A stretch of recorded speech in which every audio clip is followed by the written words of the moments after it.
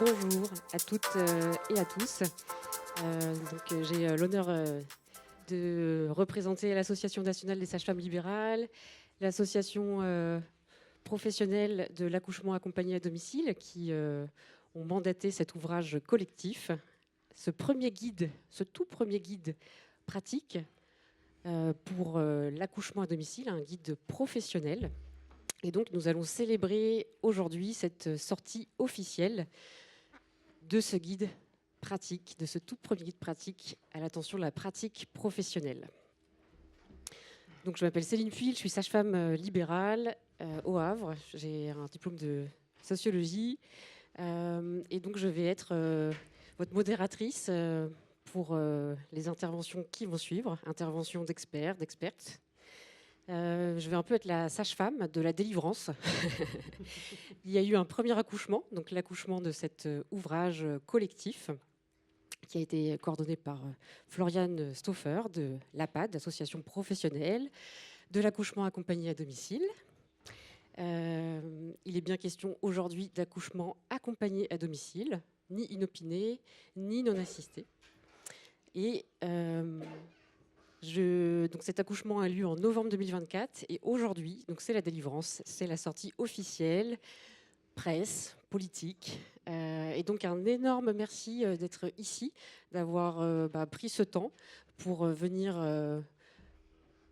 être au contact et regarder les sujets de la périnatalité par un angle qui n'est pas souvent présenté, l'angle minoritaire, l'angle de l'accouchement à domicile. L'accouchement à domicile qui représente moins de 1% des accouchements en France, 0,02, 0,25, selon les chiffres collectés par l'APAD, Association professionnelle de l'accouchement accompagné à domicile. Accouchement donc minoritaire, mais accouchement sûr, s'il est organisé, s'il concerne des femmes à bas risque, et s'il est accompagné par des professionnels expérimentés, les sages-femmes. Les sages-femmes françaises sont parmi celles les plus formées au monde, 6 ans d'études. Moi, c'était 5 ans, mais très bientôt, ça sera 6. Nous passons par la première année de médecine. Nous sommes une profession médicale. Ça veut dire que nous avons la responsabilité de nos prescriptions, comme les dentistes et les médecins. Nous sommes donc responsables de la grossesse physiologique, c'est-à-dire sans pathologie, de l'accouchement physiologique, du postpartum, de la rééducation du périnée, du suivi du nouveau-né, aussi du suivi gynécologique de prévention, incluant la contraception. Voilà. Et nous pouvons aussi réaliser les IVG. Voilà. Comme il y a aussi des personnes qui ne connaissent pas forcément la périnité, je me permets de rappeler ces éléments. Et donc, ces éléments de contexte, c'est pour préciser que l'accouchement à domicile est une option sûre s'il est organisé, s'il est intégré au système de soins. À ce propos, j'ai un élément international à vous apporter, c'est que l'Organisation mondiale de la santé, l'ICM, donc la Confédération internationale des sages-femmes, la Fédération internationale des gynécologues obstétriciens, l'Association des pédiatres internationaux sont en faveur de l'accouchement à domicile, en tout cas sont en faveur de l'accouchement à domicile si il est organisé. Et déjà en 2007, il y a le Royal College of Midwife en Angleterre et celui des gynécologues obstétriciens, donc le Royal College des gynécologues obstétriciens, qui dit ces deux instances, elles soutiennent l'accouchement à domicile pour les femmes dont la grossesse ne présente pas de complications. Il n'y a aucune raison pour que l'AAD ne soit pas proposée aux femmes présentant un faible risque, bonjour, de complications. Il peut leur apporter des avantages considérables, ainsi qu'à leur famille. De nombreuses données montrent que l'AAD augmente les chances d'une femme d'avoir un accouchement satisfaisant et sûr, ce qui a des implications pour sa santé et celle de son bébé.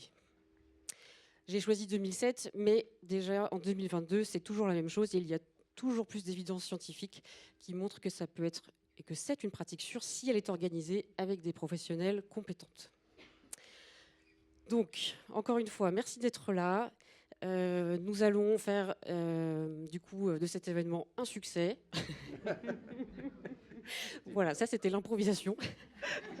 Et surtout, nous allons écouter donc des expertes pendant 5 à 7 minutes pour voir différentes facettes de l'accouchement à domicile. Et donc, ensuite, il y aura une inauguration au buffet. Ça permettra de continuer les échanges et entre deux, 1 à 2 questions. Voilà.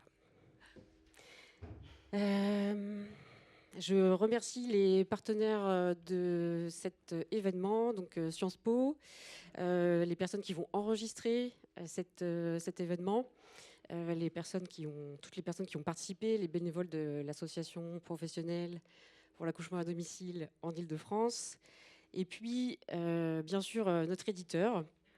Vous êtes Vision Matériologique. Donc, je laisse la parole à Jackie Nizar, qui, une fois ton intervention, nous quittera. Mais pour le moment, le professeur Jackie Nizar, professeur des universités et praticien hospitalier à La Pitié-Salpêtrière. Il est aussi ancien président des gynécologues européens, du Collège des gynécologues européens.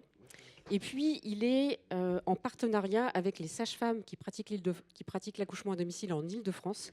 Et donc, il va nous parler de ce partenariat parce que ce guide va dans le sens des partenariats, va dans le sens de l'intégration de l'accouchement à domicile pour la sécurité des femmes et le droit des femmes à accoucher en toute sécurité. Merci Jackie. Merci Céline. Merci beaucoup. Vous m'entendez ? Ouais, très bien. Alors, effectivement, je suis gynécologue obstétricien et je travaille à la Pitié-Salpêtrière. Je parle en mon nom propre et au nom de mon équipe parce qu'il y a une équipe derrière moi, forcément. Ouais, je pense que... Non, mais... Voilà. Là, non. Là, je vais parler très fort. Très bien. Et alors, pourquoi je suis là ? Parce qu'en fait, moi, je ne fais pas d'AAD du tout. J'ai même pas encore assisté à un AAD, mais ça arrivera. Mais en introduction, et mon équipe et moi soutenons très fort le respect du choix des femmes et des couples. Ça, c'est un préambule, et c'est un préambule dans la pathologie aussi, hein. Parce que nous, en fait, dans notre activité au quotidien, nous gérons essentiellement de la pathologie. Et nous avons dû développer ce qu'on appelle des parcours de soins adaptés à la pathologie et aux besoins de la patiente et du couple. Donc vous avez une maladie cardiaque, il faut que vous rencontriez à chaque étape des professionnels qui connaissent et la maladie cardiaque et la grossesse et qui puissent s'occuper de vous de manière adaptée pour que vous ayez le meilleur soin. Ça s'appelle un parcours de soins.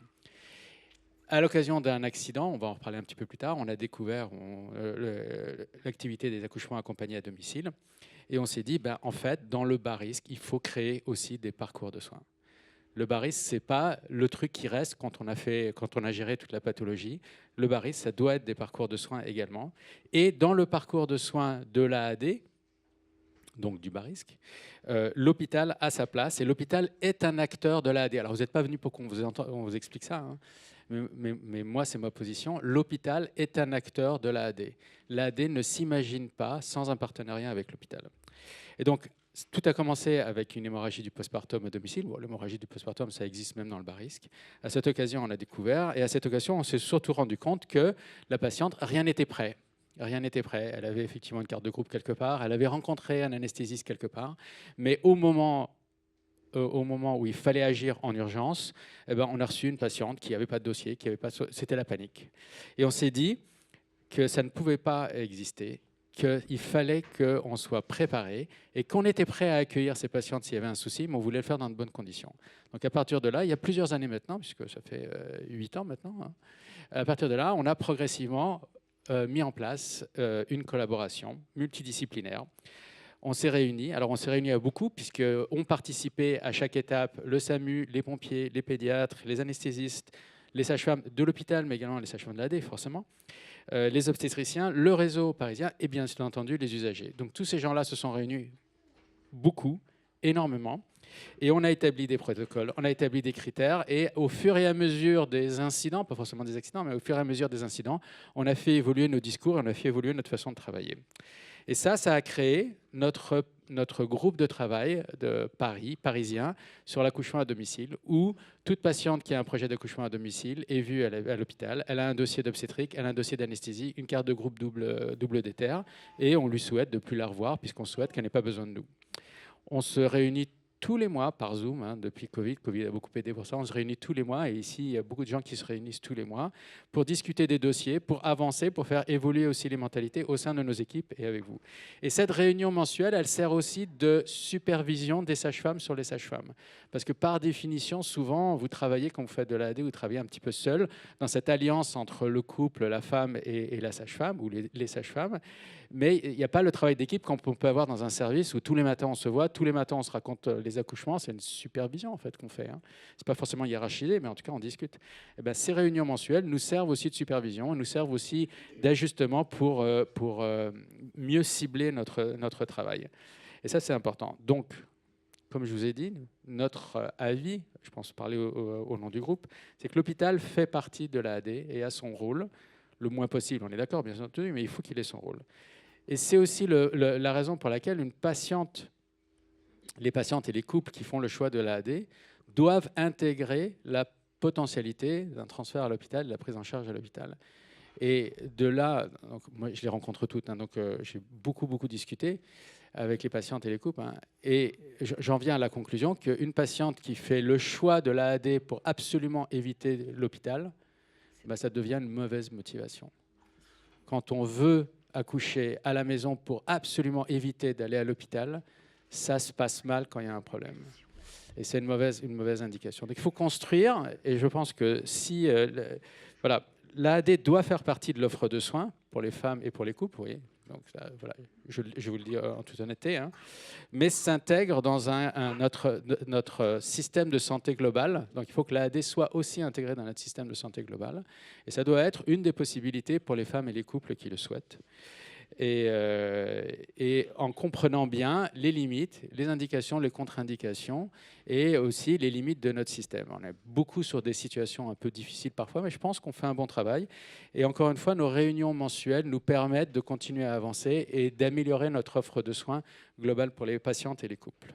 Je vous remercie. Merci. C'est pas moi ? Merci beaucoup, Jackie. Professeur Jackie Nizar, pardon. Et puis, donc, je n'ai pas dit que l'accouchement accompagné à domicile en France était dans le cadre d'un accompagnement global, c'est-à-dire avec la même sage-femme ou un petit groupe de sages-femmes pour la grossesse, l'accouchement et l'arrivée de bébé. Dans l'accompagnement global, il y a d'autres modalités. Il y a l'accouchement en maison de naissance, c'est-à-dire un endroit géré par des sages-femmes et des usagers dans un hôpital ou attenant à un hôpital. Et il y a aussi le plateau technique, c'est-à-dire la maternité qui loue une salle à une sage-femme libérale. Voilà, donc on est effectivement sur des organisations de niche, mais qui sont extrêmement productives pour pouvoir penser les solutions de notre système majoritaire, où effectivement 99% des femmes accouchent à l'hôpital, 80% avec une péridurale, et avec un suivi en général peu personnalisé. D'ailleurs, il y a des controverses, bien sûr. Si vous êtes là, c'est que vous avez peut-être déjà entendu parler de ces controverses. Et l'accouchement à domicile est vraiment un modèle qui existe déjà et qui permet de penser aussi des solutions pour le modèle majoritaire. Eh bien, pour avoir du recul, voyons les gens d'expérience. J'ai à ma gauche Francine Dauphin-Comel, qui est sage-femme depuis 60 ans. Elle a d'abord travaillé à l'hôpital. Elle a même été cadre donc dans un hôpital, dans plusieurs hôpitaux, pardon. Antoine Béclair-Montsouris, et puis à la retraite, elle s'est dit « Ok, on va faire des accouchements à domicile ». Donc elle a un parcours exceptionnel, donc sage-femme parisienne. Elle est cofondatrice de l'APAD. Je ne vous fais pas l'affront de redire ce que ça veut dire. Donc de l'APAD, cofondatrice, et elle va nous donner quelques éléments historiques en lien avec son expérience sur l'accouchement à domicile. À toi, Francine. Restez là ? Oui, bien sûr. En plus, éventuellement, il a l'air de fonctionner. Voilà. Bon, alors, je ne suis pas cofondatrice de l'APAD. J'ai pris l'APAD en cours de route, avec beaucoup de plaisir, beaucoup de joie. parce que ça correspondait véritablement à un travail de fond qui est fondamental, c'est le cas de le dire. Donc bonjour à tous, à toutes et à tous. Je suis donc chargée d'un rappel historique à propos de l'accouchement à domicile, et ce rappel sera bien entendu assez succinct et incomplet, mais j'espère qu'il donnera quelques arguments qui démontrent que naître à la maison aujourd'hui n'est pas un retour au Moyen-Âge. Dès la naissance de l'hôpital médical, qui en fin de compte a pris naissance au XVIIIe siècle, la maternité a pris place dans l'institution et peu à peu d'une manière irréversible. Le lieu de la naissance s'est déplacé de la maison vers l'hôpital et à partir de 1952, ce qui n'est pas si vieux, ça ne fait pas un siècle quand même, le nombre des naissances en milieu hospitalier dépasse celui des accouchements à domicile. Il s'agit d'une mutation fondamentale qui entraîne le grand déménagement, pour reprendre l'expression d'Yvonne Knibiller dans son ouvrage « La révolution maternelle depuis 1945 ». Entre les deux guerres a commencé l'hospitalisation systématique de toute parturiente dans le but d'une plus grande sécurité pour la mère et son enfant. L'après-guerre voit naître la sécurité sociale et l'assurance maladie, maternité, avec la gratuité des soins relatifs au suivi de la grossesse, à l'accouchement et aux suites de couches. Tout était gratuit pour celles qui consentaient, qui accouchaient à l'hôpital, tandis que pour celles qui persistaient à vouloir accoucher chez elles, elles devaient avancer les honoraires du praticien, se procurer l'ensemble du matériel, et tout cela lui serait remboursé, mais bien plus tard. Et cette mesure de gratuité a contribué à faire entrer massivement dans les mœurs l'accouchement en maternité. La gratuité des soins hospitaliers n'est en réalité qu'un aspect d'un vaste dispositif de contrôle de la grossesse qui a été mis en place au lendemain de la Deuxième Guerre mondiale. Il fallait faciliter la reproduction pour repeupler le pays, création des PMI, élaboration de normes pour les locaux et le plateau technique.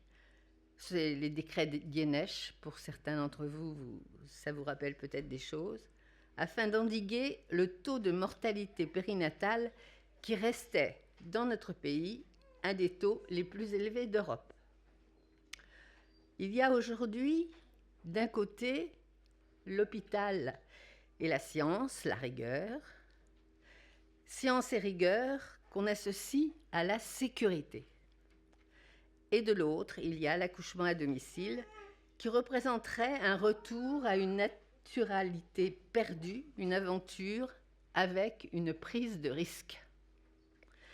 Ce qui fait croire à la dangerosité de l'accouchement à domicile, c'est d'abord le souvenir des nombreuses mortes en couches dans le passé et la croyance que c'est la généralisation de l'accouchement à l'hôpital dans les années 1960 qui aurait rendu l'accouchement plus sûr. Or, ce n'est pas l'hôpital qui fait effondrer la mortalité maternelle. C'est une invention majeure en médecine générale, les antibiotiques.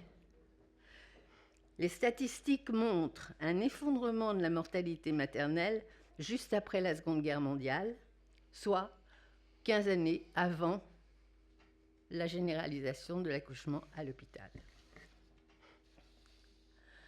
D'autres éclairages permettent de battre en brèche ces idées de dangerosité de la pratique de l'accouchement à domicile. Alors, je vais faire un tout petit retour sur mon expérience personnelle. On vous l'a dit, je suis quand même une vieille sage-femme. Je suis diplômée en 1965 de la faculté de médecine de Paris et je travaille à Port-Royal. Lorsqu'une patiente arrive à Port-Royal, nous avons un dossier, ce qui est déjà un progrès. Mais c'est tout. Après, nous avons nos mains, la trompette, le stéthoscope de Pinard, et ce sont nos seuls instruments. On ne sait rien d'autre. C'est la surprise à la naissance. 1970, c'est l'arrivée de nouvelles techniques en obstétrique, dont on n'a pas envie de se priver, je tiens à le préciser quand même. Elles permettent de pouvoir conclure à la normalité d'une gestation. Mais en France, le mot « normal » est banni. Et on ne parle que de grossesse à bas risque. Et c'est là une des causes de l'incommunicabilité entre les praticiens. Pour certains, la naissance est toujours un risque, et pour d'autres, c'est avant tout un événement physiologique. Un autre élément dont on ne parle pas, quoique tu viens d'en parler, et effectivement il est important, et qui mérite une attention particulière, c'est le suivi global. Dans 95% des cas, lorsque la grossesse a une issue catastrophique, un élément est passé inaperçu au cours de la surveillance de cette grossesse. Et cela essentiellement est dû à des suivis discontinus, c'est-à-dire par plusieurs praticiens. C'est dû au fait de l'analyse des pratiques qui devrait être de mise dans chaque établissement. Alors, ne perdons pas de vue que nous sommes, malgré l'utilisation massive de la technologie, symbole, comme nous l'avons dit précédemment, de la sécurité, que nous sommes encore, en tant que France, en queue des résultats périnataux européens. Pourquoi ? Il faudrait se poser la question. Mais apparemment, ça n'est pas la préoccupation des politiques. L'accouchement à domicile est un droit fondamental. Et il ne vient pas à l'encontre de la recherche médicale qui est fondée sur des preuves, comme on vous l'a rappelé, et qui montre que l'accouchement à domicile n'est pas une aberration en termes de sécurité. Alors pourquoi n'arrive-t-on pas à repenser plus largement la philosophie de la naissance en France ? Est-ce que laisser les parents se réapproprier la mise au monde de leur enfant ? Est-ce que reconnaître à la femme le fait d'être associée aux décisions qui la concernent ? Est-ce que le fait de ne pas assujettir cette femme à la technique, mais de mettre la technique à sa disposition si besoin ? Est-ce que laisser les familles exercer leur autonomie et responsabilité en fonction de ce qui leur convient ? Tout cela serait-il dangereux ? Et dangereux, si c'est dangereux, pour qui ? Donc réflexion, je laisse à votre sagacité et je vous remercie de votre attention.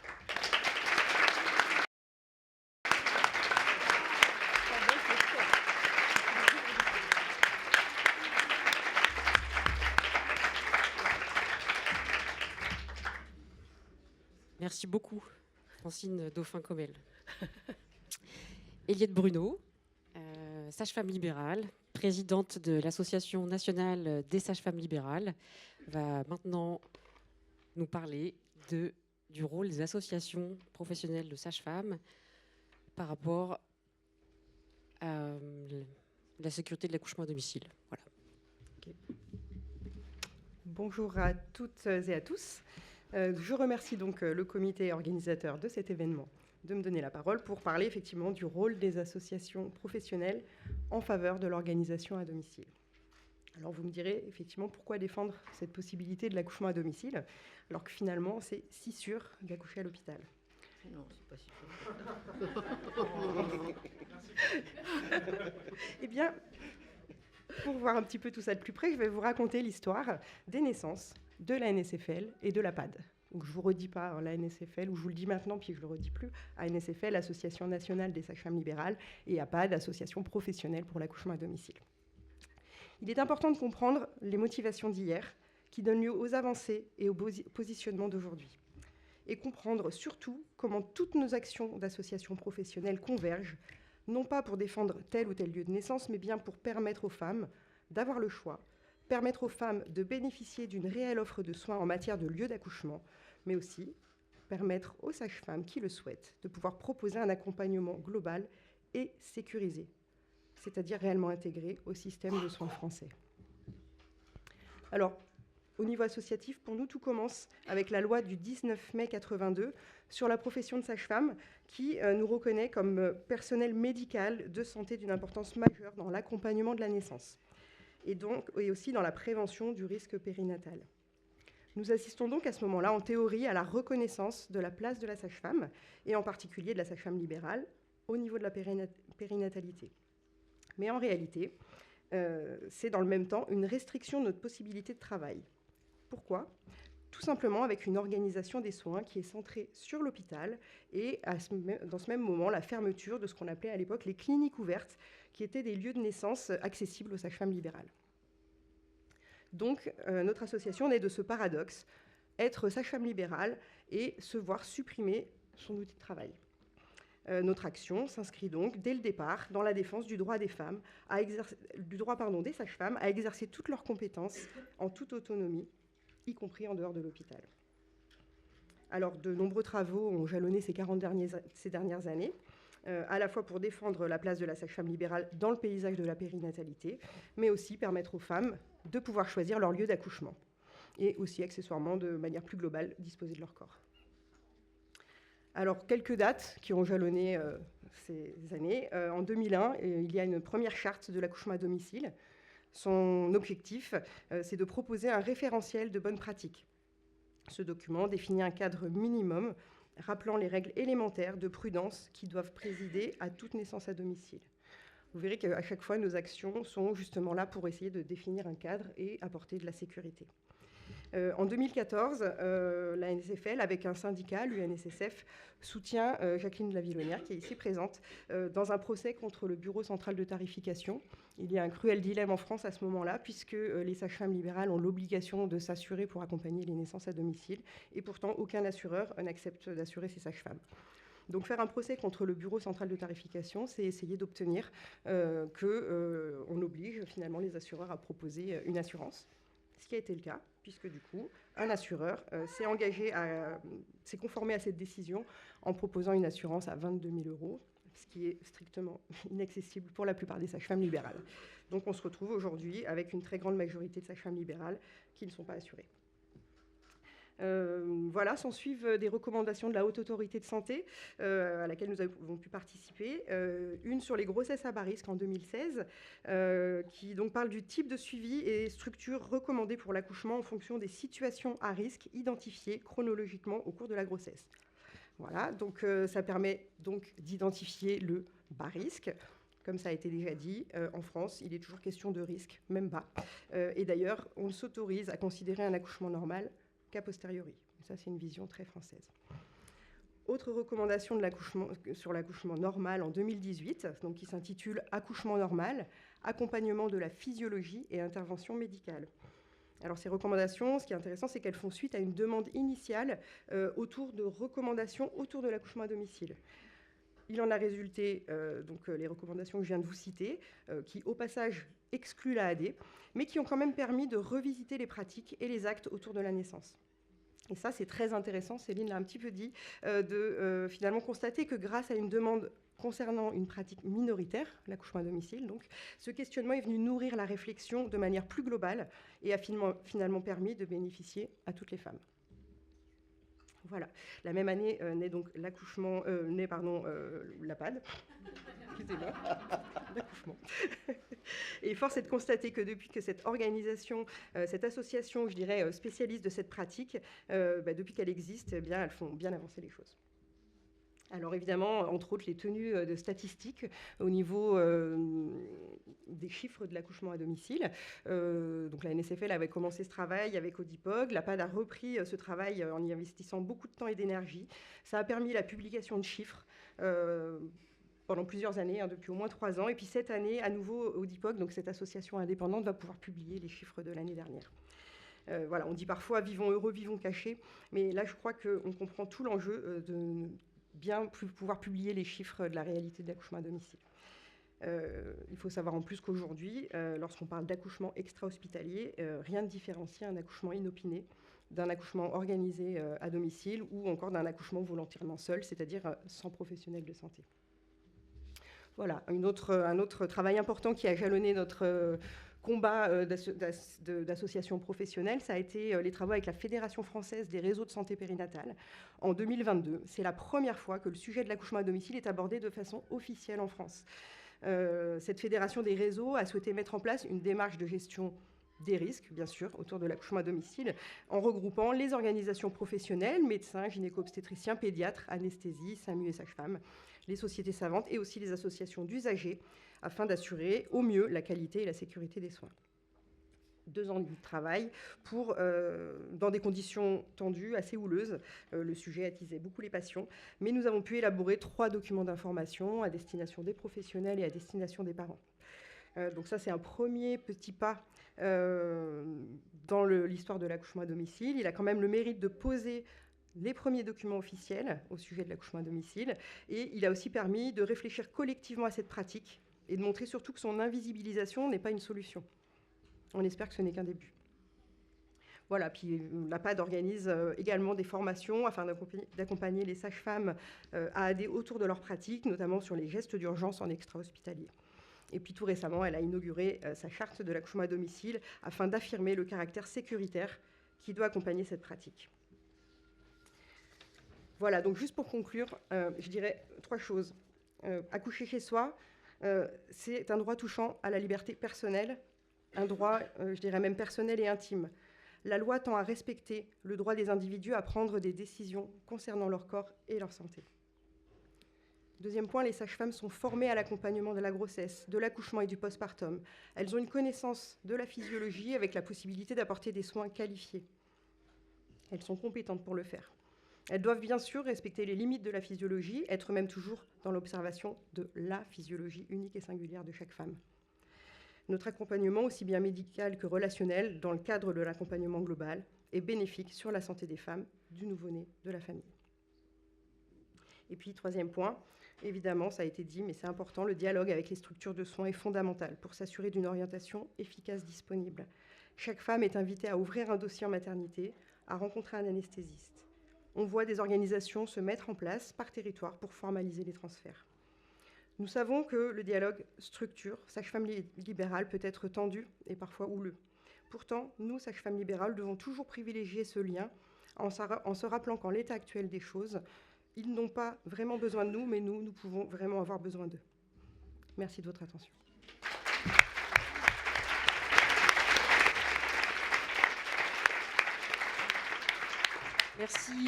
Merci Eliette Bruno. Donc, nous accueillons maintenant Laura Desfontaines, qui représente les usagères usagers, le collectif de défense de l'accouchement à domicile, qui a été créé en 2014 et qui fait partie du CIAN, collectif interassociatif autour de la naissance, lui créé en 2003, qui représente les associations autour de la naissance. Merci au CDAAD, puisque tu es une des co-auteurs de ce livre, de ce guide pratique. Merci à toi, merci au CDAAD, merci au CDAAD donc, qui a participé à la rédaction, qui participe à toute la réflexion qui finalement est indispensable au sens où nous sommes à votre service et c'est vous qui nous faites professionnels. Merci du coup d'avoir participé aussi au financement de cet événement. Je le dirai à nouveau tout à l'heure, mais votre soutien est matériel, émotionnel, social, formidable. Et donc, merci de nous parler d'elles et d'eux, et en tout cas des personnes qui accouchent. Merci à toi et des familles. Bon, bonjour à toutes, à tous. Moi, je n'ai pas prévu de dire beaucoup plus que ce que Céline a dit de l'association. Donc, si vous avez des questions, on en reparlera après. On est une association d'usagères. Je ne suis pas sûre qu'on mérite toutes ces louanges, à vrai dire. Mais moi, je suis venue vous parler de nous autres, les usagères de l'AAD. On l'a dit tout à l'heure, pour commencer, l'AAD, c'est, selon les années, en France, entre 1500 et 2000 accompagnements, soit 0,2% de naissances françaises. Et moi, je ne sais pas vous, mais à chaque fois que j'entends ce chiffre, je me dis que c'est vraiment dérisoire. Sauf que non.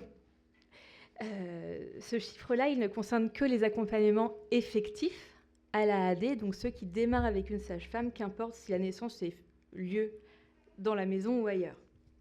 Par contre, ce que notre association estime, c'est qu'environ 2 à 3 fois, que la demande en AAD est 2 à 3 fois supérieure aux accompagnements.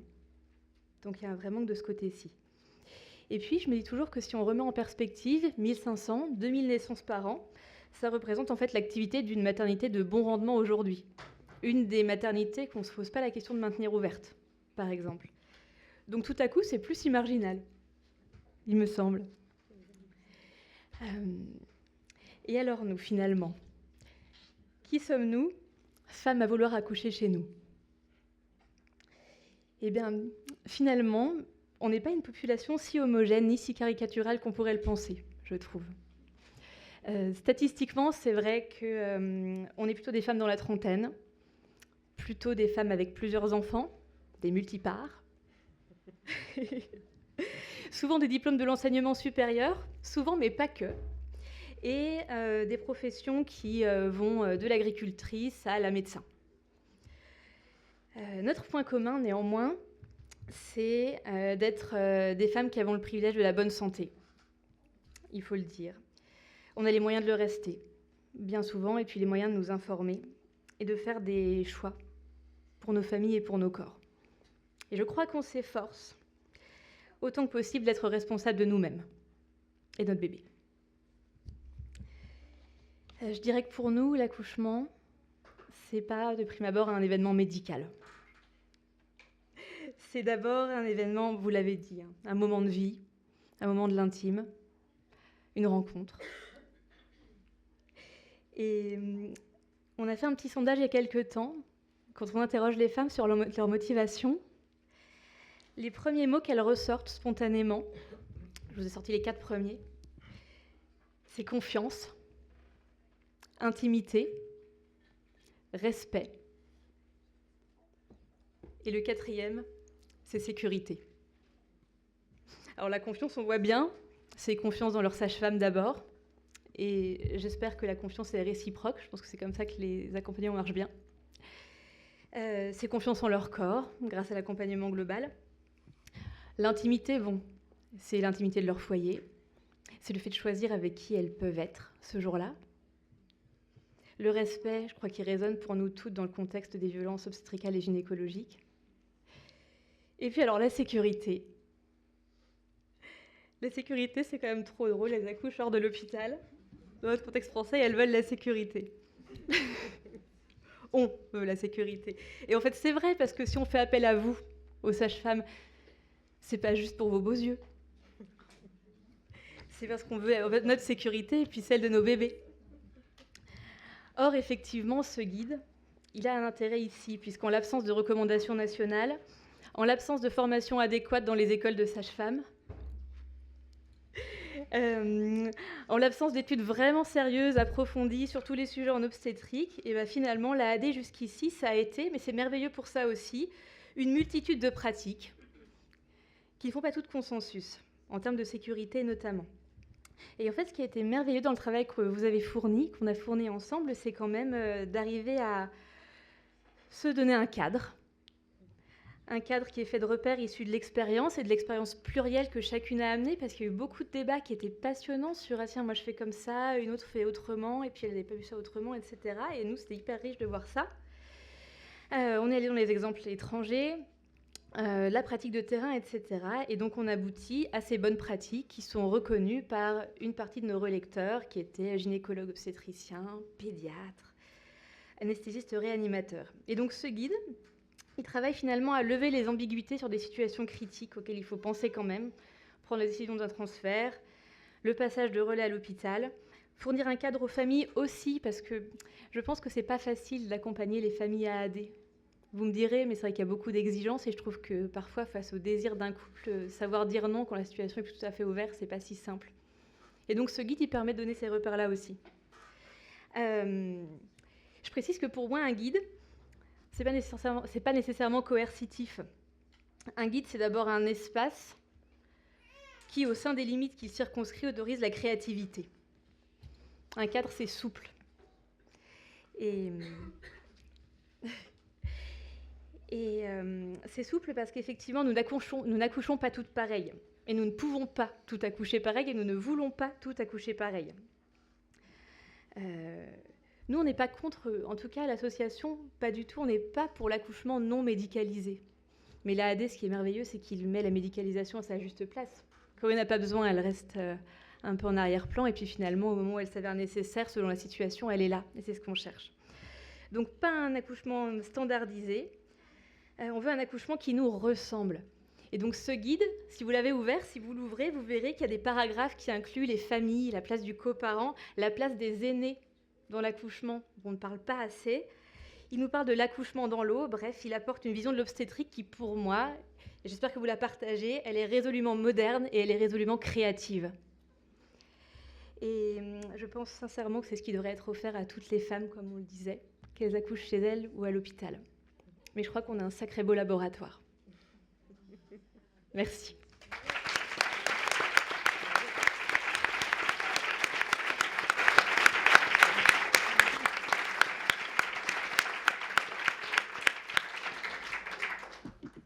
Merci beaucoup, Laura Desfontaines du CDAAD.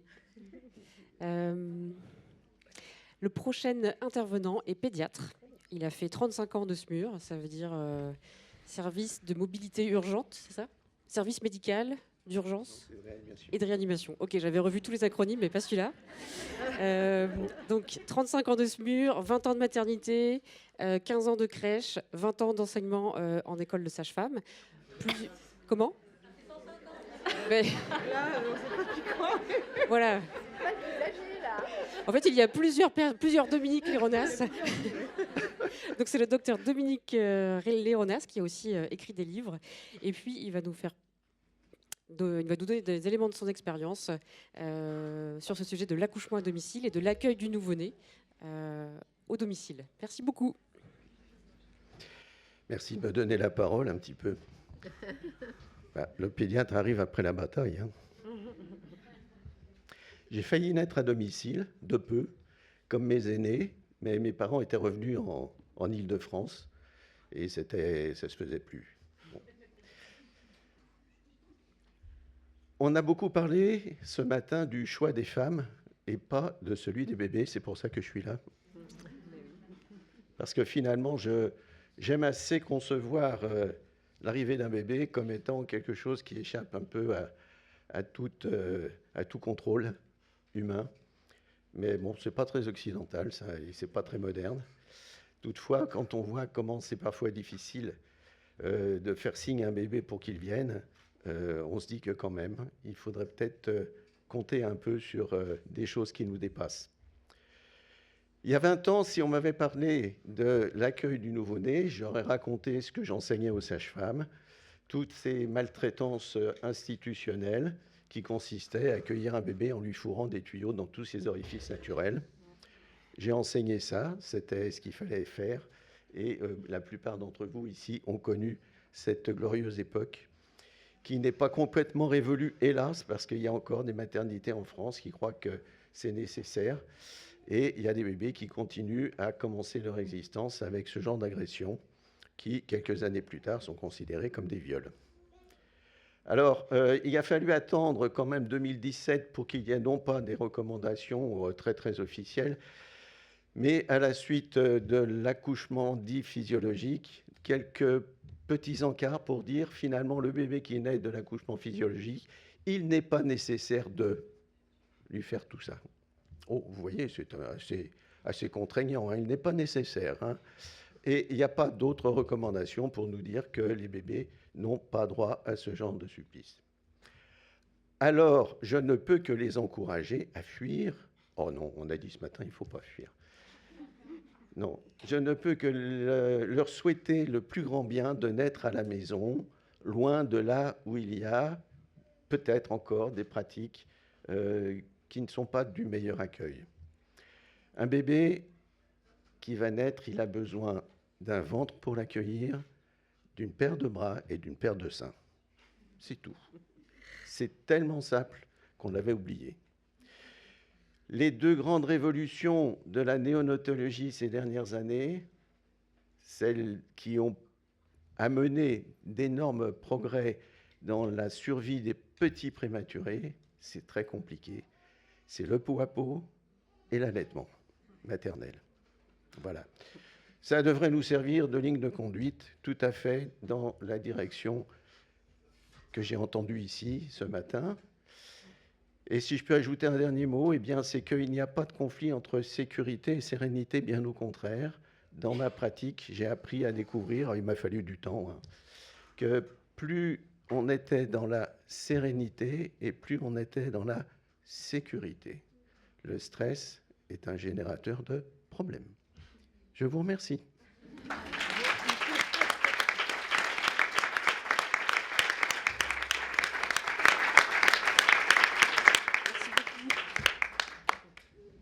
Merci beaucoup, docteur Dominique Léronas. Enfin, nous allons pouvoir entendre notre coordinatrice de ce merveilleux guide pratique à destination des professionnels, Floriane Stauffer. Donc, Floriane Stauffer, voilà, merci de l'applaudir. Elle est autrice d'un livre qui s'appelle C'est mon accouchement, aux éditions Le Duc. Elle est sage-femme. Elle a un compte Instagram qui s'appelle Floriane SFAAD. Elle est une des cofondatrices de la PAD et elle est coprésidente de la PAD. Elle va donc nous raconter son énorme travail. Je voudrais surtout dire que je la remercie et que nous la remercions pour son travail incroyable. Il y a peu de gens qui sont capables, comme elle, de gérer des projets de 4 ans, associativement, bénévolement. Ce projet n'aurait jamais pu être possible sans Floriane Stauffer. Donc un énorme merci à Floriane.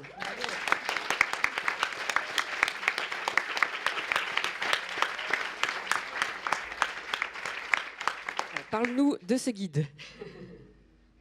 Ok, eh ben, on va parler de ce guide, effectivement, et de ce travail qui a été vraiment un travail collectif d'une ampleur assez inédite, enfin, il faut le souligner, et un travail collectif, parce que peut-être que j'avais l'énergie pour impulser, mais clairement, je ne l'aurais pas fait toute seule. Il a fallu beaucoup de rigueur, ça je tiens à le souligner. Il a fallu aussi beaucoup de patience et énormément d'engagement de toutes mes co-autrices qui vont me rejoindre tout à l'heure pour que vous puissiez aussi les saluer. Et je crois que vraiment ce guide, c'est une étape essentielle dans l'accouchement à domicile en France. Et autre chose que je tiens à souligner avant de parler un peu plus de comment on l'a créé, c'est qu'on peut en être d'autant plus fier que même ailleurs dans le monde, là où il y a des recommandations, en fait, un tel guide écrit par des sages-femmes pour des sages-femmes, ça n'existe pas. Donc on peut vraiment être très fier des sages-femmes françaises et particulièrement de celles qui pratiquent l'accouchement à domicile. Donc ce guide, au départ, il est venu comment ? Il est arrivé à peu près en même temps, comme tu disais, que la PAD est arrivée, avec un constat assez simple, on avait besoin d'un cadre. Alors, qui c'était on ? Il y avait les familles, que Laura nous a bien décrites. Et les familles, elles voulaient un cadre pour pouvoir avoir un accompagnement qui soit lisible, bien comprendre en fait où elles arrivaient. Parce que jusque-là, c'est vrai qu'on ne savait pas forcément chez qui on arrivait quand on voulait un accouchement à domicile. Moi, souvent, ça m'arrive moins, mais j'avais des gens qui venaient aussi un peu se dire « Ok, quand je vais passer la porte, où j'arrive ? Qui va être cette femme ? Qu'est-ce qu'elle fait ?» Donc les familles avaient ce besoin-là. Il y avait nous, les sages-femmes, on avait besoin de repères parce que quand même, le système de santé en France et le système hospitalier, c'est complexe à comprendre. Entre les réseaux de santé, les hôpitaux, toutes les institutions, il faut réussir à se situer quand tu es une libérale dans ton cabinet et à comprendre avec qui tu dois bosser, particulièrement quand tu as le culot de pratiquer les accouchements. Et puis, il y avait les hôpitaux aussi, parce que les hôpitaux, alors ils ne comprenaient pas du tout ce qu'on faisait, donc ils fantasmaient notre pratique très souvent, voire ils la redoutaient. Donc tout le monde avait besoin de ce cadre au final. Et nous, ce qu'on a voulu, c'est vraiment aussi avoir un cadre qui allait venir de nous et qui n'allait pas être imposé d'en haut, parce qu'on voyait aussi un petit peu ce vent tourner, et on a senti que si nous, on ne se positionnait pas, il y avait d'autres personnes qui allaient nous expliquer comment on allait travailler. On l'a connue en tant que sage-femme dans plein de domaines et vraiment, au niveau de l'accouchement à domicile, on s'est dit alors là, non, ça ne va pas fonctionner comme ça. Donc, on s'est réunis et puis on a eu à faire face à des injonctions paradoxales. Parce que l'accouchement à domicile, c'est quand même des injonctions paradoxales. Il y avait les sages-femmes donc, qui voulaient des repères, mais elles ne voulaient surtout pas qu'on leur dicte ce qu'elles avaient à faire. On avait les familles, elles voulaient être libres, mais en sécurité. Puis il y avait les institutions qui, elles, voulaient qu'on réponde à toutes leurs exigences Sauf que nous, on n'avait pas très envie de faire de l'hôpital à la maison. Donc, on a dû trouver un certain équilibre dans notre approche. Et on n'a pas mis 1 an comme j'avais annoncé à tout le monde. Je suis des fois un peu trop optimiste. J'ai dit, allez, on se réunit en 1 an, c'est fait. On a mis 4 ans au final. Bon, pour notre excuse, il y a eu le Covid quand même. Donc, il y a eu une petite pause. Mais on a mis 4 ans. La première étape, ça a déjà été de se dire qui on va réunir pour faire ça. Donc, évidemment, j'ai invité des gens de l'accouchement à domicile, la NSFL, la PAD. On s'est dit, il nous faut les syndicats aussi. Donc, il y a des gens de l'UN, de l'ON qui sont venus. Le collège des sages-femmes, qui n'a pas été co-auteur, mais qui nous a beaucoup aidés sur tout ce qui était méthodologie, réflexion au départ. Et puis, évidemment, au moment d'inviter des personnes, c'était impossible de ne pas inviter les principales concernées. Donc, on a invité le CIAN et puis le CDAAD. Parce que c'était évident que les usagères devaient venir nous dire aussi ce dont elles avaient besoin. On ne pouvait pas y aller toute seule. Ensuite, il a fallu identifier les besoins. Donc, c'était quoi les attentes des familles? Quels étaient les obstacles des sages-femmes? Sur quoi on pouvait se baser à l'étranger? C'était quoi les réglementations en France? Donc ça nous a pris quand même un certain temps, mine de rien. Une fois qu'on a fait ça, on a choisi des axes clés. Et si vous avez commencé à lire ce guide, dans nos axes clés, évidemment, il y avait la sécurité, ce mot qu'on met beaucoup, mais qui était important. Et dans cette sécurité, il y avait sa composante technique, mais aussi sa composante émotionnelle. Et puis, il y avait la composante de la sécurité des professionnels. Parce que Dominique l'a dit, en fait, ce qu'il y a de pire dans une prise en charge, c'est le stress. Et je dirais aussi, c'est des professionnels insécures. Parce que quand un professionnel n'est pas en sécurité, il ne peut pas permettre aux parents d'être en sécurité. Donc ça, c'était un de nos gros axes qu'on avait vraiment décliné à la sauce AAD. Et pas juste à la sauce technocratique. Et puis dans les axes, il y a eu aussi comment on s'articule avec ce système de santé. Il y a eu également comment on est dans l'autonomie de la sage-femme et dans la culture du choix pour les familles. Parce que mettre un cadre, c'était le risque aussi de se retrouver à présenter un prêt à accoucher aux femmes, et puis si tu veux accoucher à domicile, tu vas faire ce que je te dis.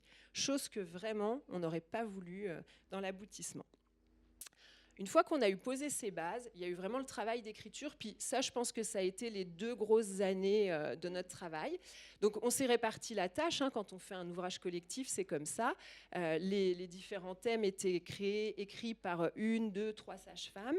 Puis on les relisait, on commentait. Comme ça a été dit, parfois il y avait des grands débats, puisque dans l'équipe, il y avait de très vieilles sages-femmes qui n'ont jamais pratiqué avec toute la technologie qu'on avait, mais on voulait leur savoir précieux. On avait des petites jeunes qui arrivaient aussi avec d'autres éléments. On avait les familles. Donc beaucoup de débats hyper riches. Et la méthodologie qu'on a voulu utiliser, c'est une méthodologie par consensus, parce que c'était important pour nous que tout ce qu'on écrive fasse consensus, et c'est-à-dire qu'à la fin, il n'y ait pas d'opposition majeure, que tout le monde puisse se dire « Ok, ce qui est écrit là, je peux vivre avec, et vraiment, je sens que je vais pouvoir travailler avec ». Donc c'était vraiment précieux ce travail, et personnellement, j'ai énormément appris sur mon métier de sage-femme et de sage-femme AAD, et je pense que toutes mes co-autrices aussi, on est sorties vraiment grandies de ce travail-là. Puis une fois qu'on a eu fait ça, on s'est dit, tiens, peut-être qu'on pourrait y passer 1 année de plus, des fois qu'on s'ennuie, et on a choisi, toujours dans l'idée de la méthodologie par consensus, d'ouvrir encore plus notre travail et de le confronter à un comité de relecture. Donc dans le comité de relecture, il y avait évidemment de nouveau des sages-femmes expertes de la pratique. On voulait vraiment être sûr que nos collègues, quand elles allaient lire ce guide, se sentent reconnues dans leur pratique. Des sages-femmes novices, parce que ce qu'on voulait aussi, c'est qu'une fille qui n'a jamais pratiqué, elle se dise « Ouais, avec ce guide, je vais y aller. On va être encore plus de sages-femmes AAD en France ». On l'a soumis à des médecins parce qu'on avait vraiment envie de pouvoir anticiper en fait leurs besoins et leurs remarques, et à des institutionnels. Donc, contrairement à ce qu'on a cru, en fait, on n'a pas eu beaucoup de retours problématiques. Au contraire, on a eu surtout énormément de compliments. Mais on a quand même eu besoin derrière de refaire des ajustements et de réécrire encore pendant 1 an. Donc vous l'avez compris, ça a vraiment été une démarche hyper exigeante, mais je crois qu'elle a permis vraiment d'aboutir à un texte très solide, très précis et surtout très ancré dans la réalité. Comme le disait Laura, on n'a pas juste fait un guide protocolaire qui allait faire plaisir à tout le monde. Et je crois aujourd'hui que ce qui est important, c'est qu'au-delà du processus, moi, ce dont j'ai envie de me faire la voix, c'est que le fil rouge du travail, ça a été une idée simple mais essentielle, c'est que personne ne peut mieux décrire l'accouchement à domicile que celles qui le vivent et qui le pratiquent. Et que les sages-femmes qui accompagnent des accouchements à domicile, elles sont rares. Moi, je pense même qu'elles sont beaucoup trop rares. On ne va pas se mentir, elles sont même persécutées aujourd'hui dans certaines régions. Et pourtant, ce sont des expertes cliniques très fines, très précieuses, qui ont un savoir qui est irremplaçable et dont même l'hôpital a besoin aujourd'hui. Et en fait, dont toutes les sages-femmes ont besoin aujourd'hui. Donc ce guide était vraiment important pour ça, parce que pour moi, il est l'incarnation même de l'art sage-femme. Donc il va au-delà de la pratique de l'accouchement à domicile.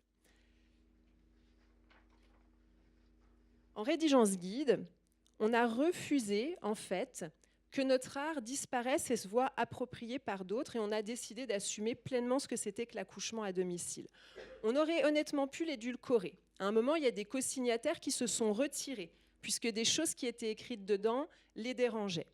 Le choix du comité, ça a été de dire, eh bien nous, on préfère que des gens ne co-signent pas ce texte, mais vraiment présenter la réalité de cette pratique, parce qu'elle est trop belle, trop précieuse, et elle apporte vraiment une vision dont on pense que notre société a besoin. Donc certains co-signataires sont partis, c'est pas grave, ils sont aussi aujourd'hui ici pour fêter l'événement avec nous. Ils pouvaient juste pas assumer de signer tout ce qui était écrit là. Et ça, c'est aussi une réalité de l'accouchement à domicile. Donc ce guide, c'est, vous l'aurez compris, bien plus qu'un document technique. Pour moi, il est vraiment l'incarnation de la souveraineté des sages-femmes. Et c'est important. Moi, j'aime beaucoup travailler à l'international. Et l'ICM, qui est vraiment notre organisation des sages-femmes internationales, une chose qu'elle dit, c'est que si on veut des femmes souveraines et autonomes, eh ben, il faut des sages-femmes souveraines et autonomes. Sinon, ça ne marche pas. Et ce guide, je crois qu'il réussit ce pari-là. Et il pose une question fondamentale aux sages-femmes, pas qu'à celle de l'AAD. Comment on s'intègre dans un système de soins aujourd'hui? Est-ce qu'on se laisse coloniser? C'est-à-dire que est-ce qu'on renonce à tous nos savoirs pour être accepté? Ou est-ce qu'on vient, en assumant qui l'on est, et ce qu'on a apporté à ce système? Oui, je sais, on est un peu ambitieuse peut-être. Et c'est là pour moi qui dépasse vraiment la question de l'accouchement à domicile. Je pense qu'à peu près tout le monde ici a vu que la France, alors qui était déjà pas terrible, 17e au rang européen sur la morbimortalité infantile, elle est passée carrément au 23e rang. Là, je pense qu'on peut difficilement tomber plus bas. J'espère qu'on ne sera jamais les 27e, n'est-ce pas, Dominique? Ce serait quand même un peu dur, là. Et dans ce contexte, on voit bien à quel point c'est important en France de repenser l'offre de soins et d'explorer des pratiques qui respectent à la fois la sécurité médicale, mais aussi l'autonomie des femmes et l'expertise des praticiens.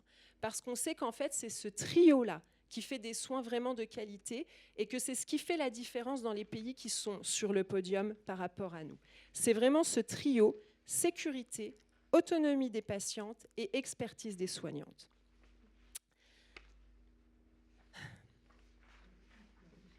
Ça fait beaucoup à dire. Donc je pense que je vais finir avec ça. Pour moi, ce guide, c'est vraiment une lueur d'espoir. C'est la preuve que l'art de la sage-femme existe toujours, à domicile et ailleurs. Vous êtes plusieurs ici à pratiquer aussi ailleurs et à le savoir.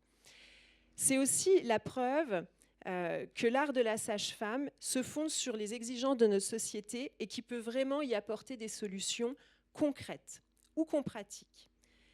L'accouchement à domicile, il ne concerne pas que quelques familles, Laura, tu as raison. Ce n'est pas juste une maternité au milieu de la France. En fait, il interroge vraiment notre vision du soin. Il pose la question de la place du normal, comme elle disait Francine, dans un système qui est construit uniquement autour de la pathologie. Or, en tant que femmes, nous sommes des femmes, nous sommes en bonne santé, nous sommes normales. Accoucher de nous ne fait pas des victimes, ni des personnes qui ont besoin d'aide. Ce guide, il nous montre qu'un autre chemin existe, un chemin qui redonne sa place à la physiologie, sans compromis sur la sécurité, un chemin qui réconcilie l'expertise clinique et l'autonomie des patientes, et un chemin où les sages-femmes reprennent leur rôle central.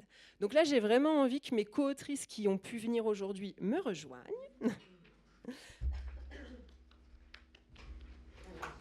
Allez, venez les filles.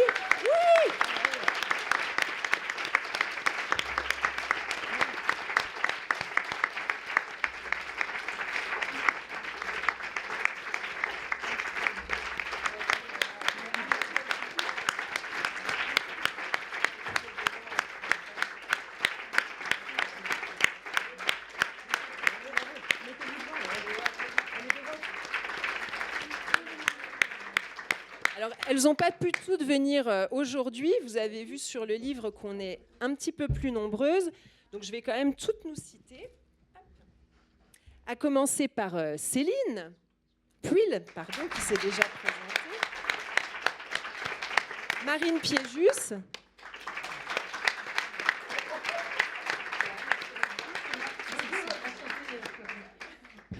Cécile Davidson.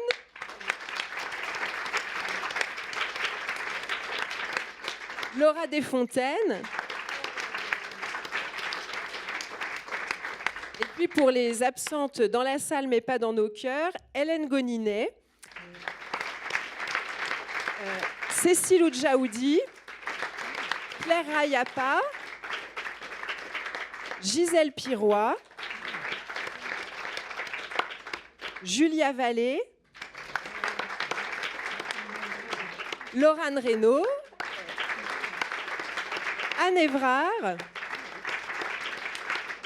Et quand même, saluons-la, parce qu'avec nous, ça a été un travail difficile, Isabelle Koenig pour sa relecture orthographique et de syntaxe.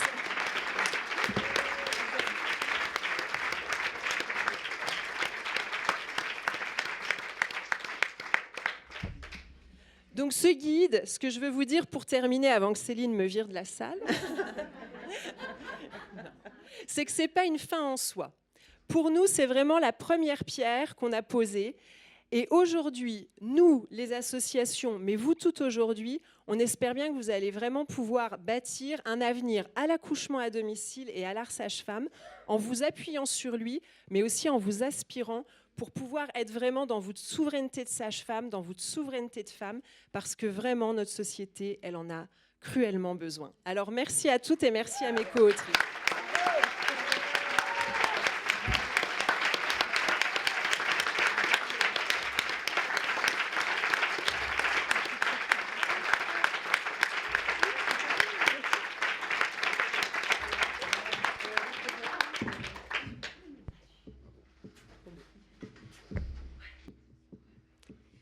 Merci également à Claudine Schalk, qui est sage-femme et docteur en psychologie, qui nous a mis en lien avec une édition scientifique, les éditions matériologiques. Claudine Schalk est là-bas.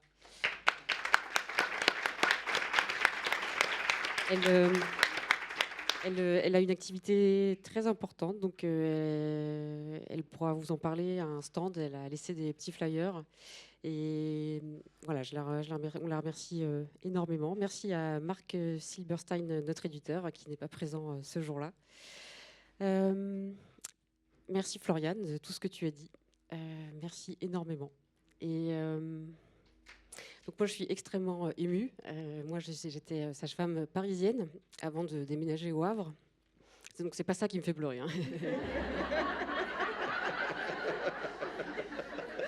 Comme je vous ai dit, j'ai un master de sociologie et en fait, moi, je ne fais pas partie des sages-femmes qui ont tout de suite fait de l'accouchement à domicile. Moi, c'est un processus très long. Donc, j'ai dû commencer par la sociologie pour déjà comprendre que ce n'était pas moi le problème, mais qu'il y avait des problèmes. Après, je suis quand même allée chez le psy, hein, pas de problème. Et donc, j'ai aussi une activité où je suis sur des éléments plus minoritaires. Et donc, comme les personnes LGBT. Et du coup, je voudrais vraiment remercier vous toutes et tous d'être ici. Et donc, je fais effectivement partie des gens qui ont mis 10 ans à faire un accouchement à domicile.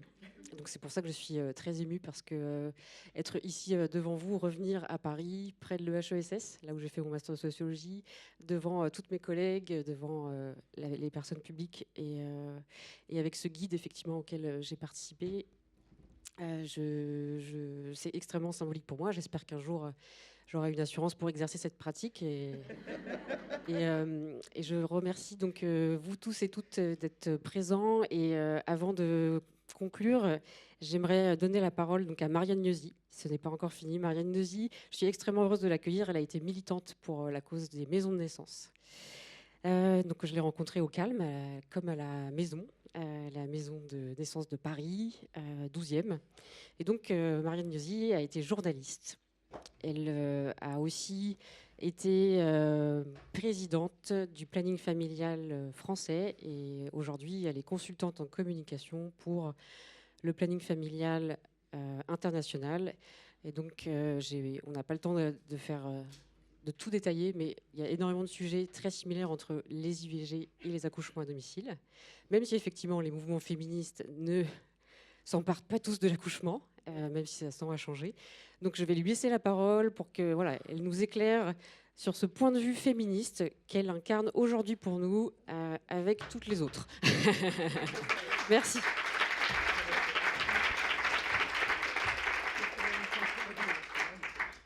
Merci.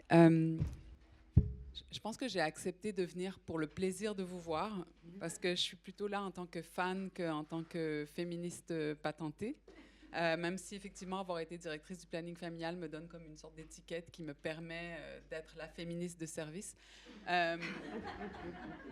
Mais pour moi, en fait, le combat qui est mené ici, le combat qu'on a mené pour les maisons de naissance avec d'autres qui sont là, je suis hyper émue de vous voir. C'est un combat féministe par essence. Et j'aimerais savoir combien d'entre vous sont d'accord avec moi et se considèrent fondamentalement féministes.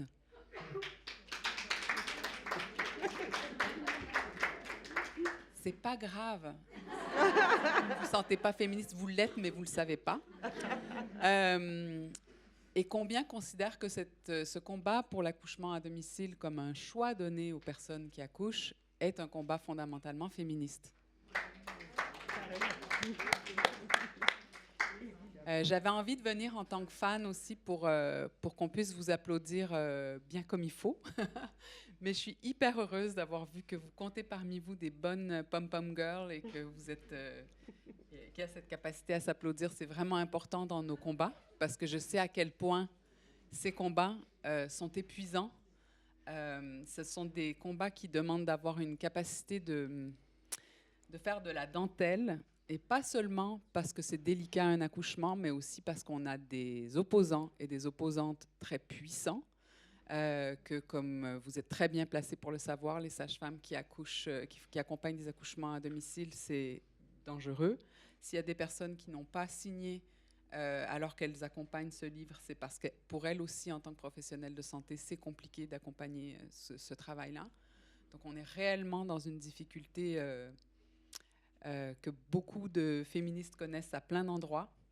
J'ai écrit plein de choses, mais je voulais peut-être souligner quelques petites choses qui pour moi font des liens importants avec le féminisme. D'abord, le mouvement pour la santé des femmes, il a été mené par des collaborations entre professionnels engagés et personnes concernées depuis toujours. Enfin, et moi, je suis hyper inspirée par les mouvements qui se sont déroulés pendant tout le cours du XXe siècle pour les patients atteints de sida, pour le droit à la contraception, pour que la profession de sage-femme redevienne une profession reconnue à droite, à gauche et au milieu, dans le monde entier. On a vraiment des gros jalons de cette histoire-là. Et effectivement, j'ai eu la chance d'en faire partie autant dans le combat pour les maisons de naissance qu'au planning familial, qui est une organisation qui a toujours travaillé comme ça, en collaboration avec les personnes concernées. Aujourd'hui, on est à quelques jours du premier vote en Chambre pour l'intégration du terme de consentement dans la loi qui concerne le viol, qui jusqu'à maintenant n'est qu'une sorte de, un peu comme l'accouchement normal, quoi, qui n'est défini que par son contraire, en fait. La menace, la violence, la surprise, l'intimidation, la position de force, et non par le simple fait de dire oui. Pour dire oui à quelque chose, il faut qu'on sache de quoi il s'agit. Il faut être informé. C'est la loi Kouchner qu'on a beaucoup citée, que j'imagine que vous utilisez aussi beaucoup dans votre plaidoyer, la loi pour le consentement éclairé. Et dire oui, ça ne suffit pas, en fait. Encore faut-il savoir de quoi il s'agit. De quoi il s'agit? En fait, plein de personnes ne savent pas du tout qu'existe la possibilité d'accoucher à domicile en France. Tout comme elles ne savent pas qu'elles ont le droit de demander des informations et de refuser certaines choses quand ça ne leur convient pas. Ce que j'admire beaucoup et pourquoi je disais que je suis venue en tant que fan, au-delà de tout ce que j'ai pu vivre avec beaucoup d'entre vous, c'est le fait de se mobiliser comme vous l'avez fait dans votre temps personnel pour créer de la connaissance, pour la rendre disponible aux familles et à vos collègues. Dans le cas des usagères, en fait, ce que je voulais souligner, c'est que souvent, en fait, ce combat-là, on le mène pour d'autres, parce que c'est déjà arrivé pour nous.